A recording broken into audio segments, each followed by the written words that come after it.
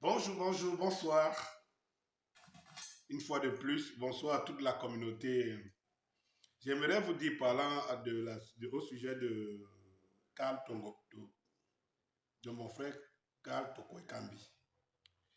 Alors, je vois sur la toile, oui, on ne devrait pas faire ça, vraiment, le public, oui. D'autres même disent, depuis que Laurent Blanc est là, Karl était titulaire, et tout, et tout. Moi, je ne sais pas pourquoi nous, les Camerounais, nous parlons tout avec émotion.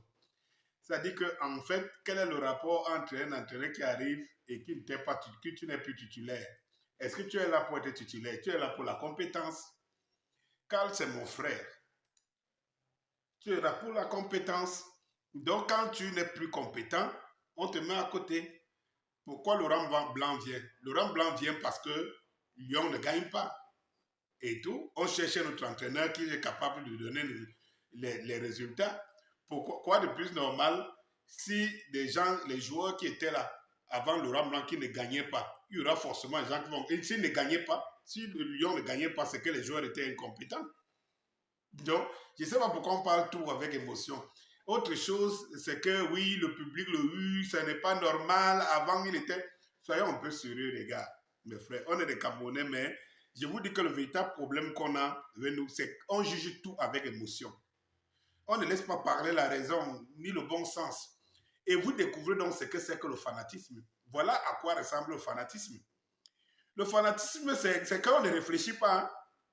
Lorsque je parle ici que en politique, on a plus de fanatiques, de croyances et de fanatiques que des gens qui jugent les choses par émotion. C'est pour cela que, bref, ça vous montre le vrai visage du fanatisme. On ne réfléchit pas.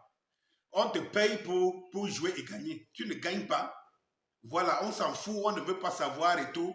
C'est d'abord le club avant tout. C'est ça le fanatisme, c'est le club avant tout. Mais les Camerounais même c'est la culture du fanatisme qu'ils ont. C'est mon frère avant tout, c'est mon leader avant tout, c'est mon patron avant tout. Vous voyez ça, par exemple, j'ai mon frère là qui a dit qu'il ne peut pas appeler l'école du fanatisme parce qu'on manque de respect à son patron. Et c'est ça, nous les Africains, nous les Camerounais, c'est ça. C'est ça le truc, quoi, tu vois.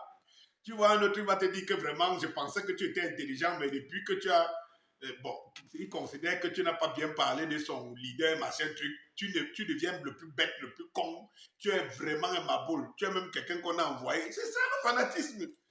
Donc, vous voyez dans l'exemple du fanatisme, parce que vous oubliez que des grands joueurs tels que les Ronaldo et tout cela ont essuyé des sifflets. Des joueurs inédits du monde ont essuyé des sifflets. Quand tu ne produis pas ou que tu ne produis plus, même quand ils étaient même encore en forme, quand ils ne produisaient pas, ils essuyaient des sifflets. Et tout, il faut le comprendre. Donc, laissons les émotions souvent et tout. Comprenons tout simplement que c'est ce qui arrive au haut niveau. Tu es payé, tu es archi payé pour. Tu gagnes assez d'argent pour être performant. Dès que la performance n'est pas là, on te hue. C'est la conséquence. Et puis, est-ce que vous l'ignorez? Vous n'ignorez pas que Karl est en effort. Il est passé totalement à côté de sa Coupe du Monde. Vous n'en parlez pas. Et tout, c'est mon frère. Il faut savoir. Si vous ne pouvez pas juger les choses objectivement, il y a un problème. Vous n'en parlez pas pourquoi? Karl est complètement passé à côté de sa Coupe du Monde. Et tout, son poste était presque vacant. Pourquoi ne pas le dire? Mais je sais que si, oui, Karl était impliqué dans l'affaire des taux, de Rigobert, à ce moment-là, on devait parler de lui. Mais il pouvait ne pas être brillant, étant donc un joueur titulaire, mais ne pas être brillant. Voilà, ça n'a pas retenu l'attention. On retenait plutôt l'attention aux gens qui pouvaient vendre ce qu'on veut vendre. C'est ça la triste réalité. Karl est passé à côté de sa Coupe du Monde. Et avant la Coupe du Monde, il n'était plus très performant au niveau de Lyon. Et depuis, Lyon ne gagne pas. Lyon s'enfonce. Quoi de plus normal qu'on ait eu des joueurs sur lesquels on a misé et qu'un club est en train de s'enfoncer? Ça ne blague pas le haut niveau. Donc, loin des considérations qui sont racistes ou bien qui sont, vous me connaissez de manière objective et tout. Vous connaissez avec, d'ailleurs, même j'ai un grand dossier sur le racisme dans le football.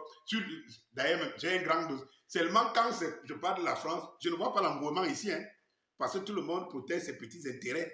En France, il ne faut pas qu'on l'indexe et tout. C'est un gros dossier que je prépare par rapport au racisme, à la situation du nègre au niveau du football et tout. Mais ça n'a rien à voir. Il arrive tout simplement que comme tous les grands joueurs, et même occidentaux ont essuyé, ils ont essuyé des youyou, des machins, trucs et tout, car on n'est pas en forme. Est-ce que c'est une méforme passagère? Espérons-le. Est-ce que c'est une fin de carrière? Mais il faut l'accepter, il faut l'admettre. Allez, bonne journée.